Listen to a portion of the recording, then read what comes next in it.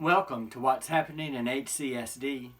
I'm Jack Cutto, Director of Communications here in Hampton County School District.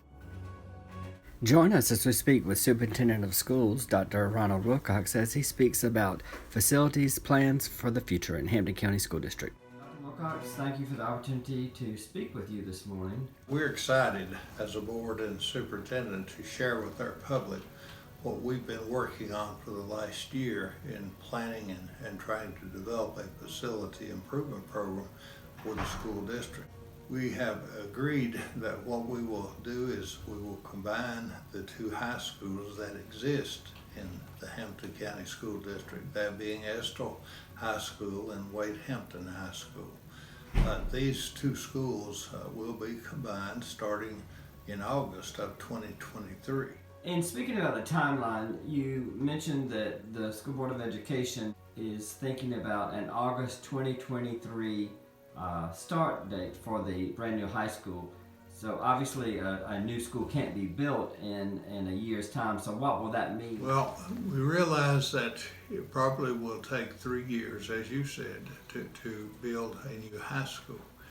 You have a year of planning and development. And then you have, from the time the building starts till it's completed, you will have anywhere from 18 months to 2 years. More than likely, it will take the full 2 years to build the high school after the year of planning. So, a temporary site for the combined high school will be located on the current Wade Hampton location. Listen as Dr. Wilcox shares how a new identity will be created for the new school. That will no longer be Wade Hampton. It'll be a new name for that new high school.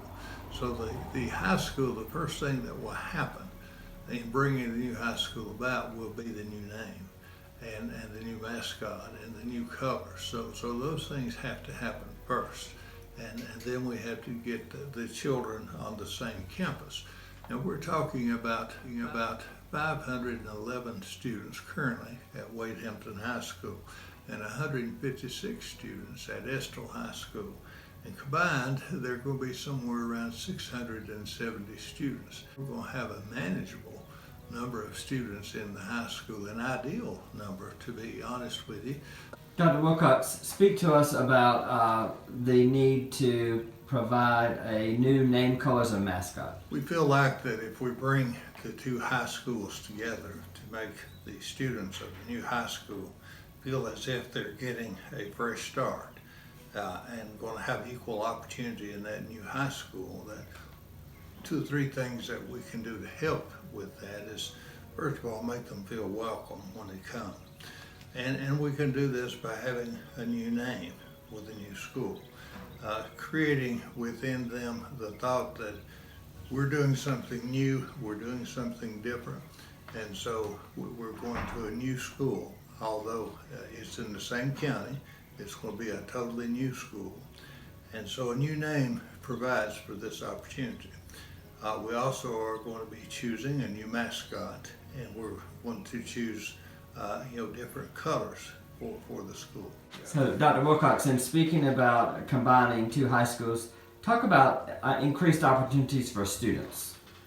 Well, first of all, when you combine high schools, you can save money. You save money because there are fixed costs that are involved in keeping 2 schools open. You have fixed costs such as the annual insurance premium. You have fixed costs such as heating and cooling the building for the entire year. You have fixed costs in supplies and materials. So those fixed costs, when you close one of the buildings, could be used to provide better programs for the children in the school that's going to exist. You could provide more teachers if you had a shortage of teachers, more programs that are specifically designed to help and benefit the children. We hope when we combine these 2 schools that we develop a good partnership with TCL and Salkehatchie and some of the local higher educational facilities that are in our area to give these children opportunity for dual enrollment opportunity. And we intend to establish an early college program for our children as well. So by combining the 2 schools in our district, we would be able to utilize funds saved from closing one of the buildings to help the building that is open. It sounds like the School Board of Education is looking at building a new facility. How will that be funded? Well, any new facility in this particular building climate is going to cost more than it would have cost, say, 10 years ago. Prices have gone up.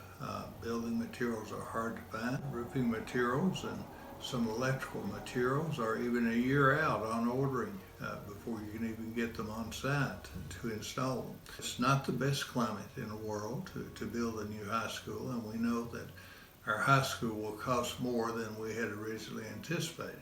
We're looking now at somewhere around $70 million for this new high school. And that's not building a Cadillac either. That's just building a standard Chevrolet type high school, one that's meets our needs and whatever, but doesn't have a lot of unnecessary frills in it. So in order to do this, we're going to have a substantial amount of money from the State Department to help us in this endeavor. They've already given us $10 million when we consolidated, and that's to be used to help us to build a case center for the new high school. So if you subtract that 10 million then from the 70, that leaves 60 that we would need then for a new high school. And so we're hoping that the state will give us a larger portion of this $60 million. And then if we have to come up with some money on our own, we'll be looking at ways of doing that, and we're going to do our very best if we do have to borrow, to do it in such a manner that we don't have to increase the millage rate. Okay. Have decisions been made about a facility location for the new high school? Our Board of Education is looking at some site possibilities in the county. One specifically that we've looked at is out near the radio station between Hampton Elementary and Estill. So there's some property out there that is attractive for placing a high school on, and also there's some other property going toward Genesee that might be an attractive site for a high school. So right now the Board of Education is open as to where the new high school might be located. We are looking at all our options. There may be some site toward Brunson that would be possible. But at any rate, right now we're just in the exploratory stages of trying to find a suitable piece of property for the new high school. So have any plans been made to include input and ideas from the public? The board and I realized from the very outset of this endeavor to develop a facility program that we would need the input of our constituents here in our community. And so I have started with the people within the system. I've been trying to get them involved in the process, get them excited about what's going to happen, and trying to get some input from them in this endeavor to bring about this change in building facility. School Board approved a plan to include community involvement and ideas at the April 12th school board meeting. Our public will have input into those decisions. Is there anything else at this time that you would like to share about this process, about moving forward, or about other plans for Hampton County School District? Well, I would like to say to the public, our buildings are old. We have several buildings that were built in the 50s that our children are currently using. And so this is the first step in a long-term plan to redo all of our buildings. We have to take care of the older ones first.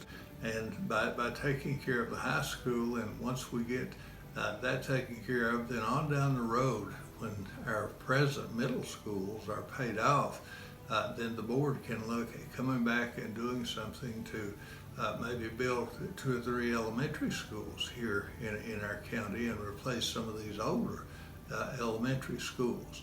So, when you have buildings, over time, they'll become obsolete. There will be some things such as the electrical wiring, the plumbing that'll go bad, and you'll have constant problems such as we're having in some of the older schools now. And so there comes a time when it just makes sense to replace those older buildings with newer ones. Anything else that you would like to share for the purpose of the community at this point, Dr. Wilcox? We would like to ask the community to help us in our endeavor to bring about a new high school and the other things that we've decided to do in our building program.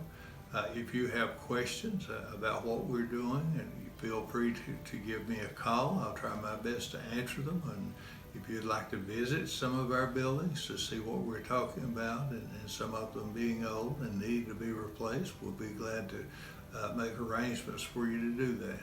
But, you know, we're a county here that's small. You know, we have to be together on whatever it is that we're doing. This is a major undertaking on our part, and we can't do it alone. We need the help of every citizen in this county, every person working for the school system. We ask for your support, and together we can bring this about and have a nice school facility here for the students of Hampton County. A public forum has been scheduled for May 3rd at 5 p.m. at North District Middle School Multipurpose Room for members of the public to come and share their ideas. A survey link is located in this episode's description for individuals to give input about branding the new high school. Until next time, this is Jack Hutto with What's Happening in HCSD.